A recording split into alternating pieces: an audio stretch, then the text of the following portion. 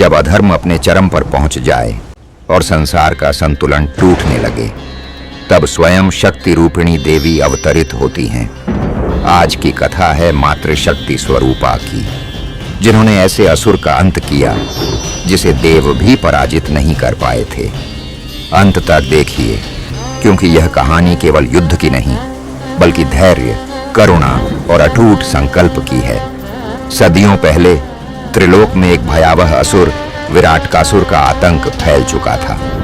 उसकी शक्ति इतनी भयानक थी कि उसके कदमों की आहट से पर्वत कांपते और उसकी हंसी से आकाश में गर्जन होने लगता। देवताओं ने बार बार उसका सामना किया, पर हर बार असफल हुए। विराटकासुर को वरदान मिला था कि उसे केवल स्त्री शक्ति ही मार सकती है, और इसी कारण उसने नारी जाति का उपहास करना शुरू कर दिया। देवसभा में निर्णय हुआ, अब इस अंधकार को मिटाने के लिए स्वयं मातृशक्ति स्वरूपा का आह्वान होगा। यज्ञ वेदियों पर मंत्र गूंजने लगे, अग्नि से तेजोमयी आभा प्रकट हुई। सोने के मुकुट से सजी चंद्रमा सी शीतल, परंतु नेत्रों में अग्नि, यही थी मातृशक्ति स्वरूपा।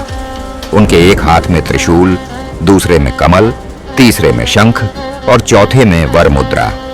उनकी उपस्थिति मात्र से देवताओं के हृदय में आशा की किरण जग उठी। असुर नगर के द्वार पर विराटकासुर हंसते हुए खड़ा था। स्त्री, तू मुझे हराएगी?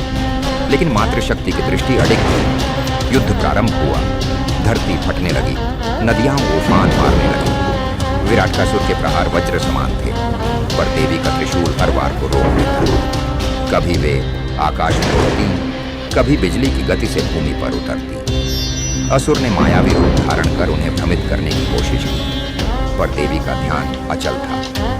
युद्ध का हर क्षण मानव सृष्टि का संतुलन तय कर रहा था। अंततः जब असुर अपनी पूरी शक्ति खो चुका, मातृशक्ति ने आकाश की ओर त्रिशूल उठाया और संपूर्ण ब्रह्मांड से ऊर्जा खींच ली। एक ही बार में त्रिशूल विराटकासुर के हृदय को भेद गया। असुर की गर्जना विलाप में बदल गई और उसका विशाल शरीर अग्नि में विलीन हो गया। विजय की ध्वनि गूंजी। देव, मानव और पशु पक्षी सभी ने जय मातृशक्ति का जय घोष किया। संसार में फिर से शांति लौट आई। यह कथा हमें याद दिलाती है, जब समय कठिन हो तब साहस, संयम और दृढ़ संकल्प ही सबसे बड़ा हथियार है। यदि यह कहानी आपको प्रेरणादायक लगी तो इस शक्ति संदेश को आगे बढ़ाइए, लाइक कीजिए, शेयर कीजिए और ऐसी ही लोक कथाओं के लिए चैनल को सब्सक्राइब कीजिए।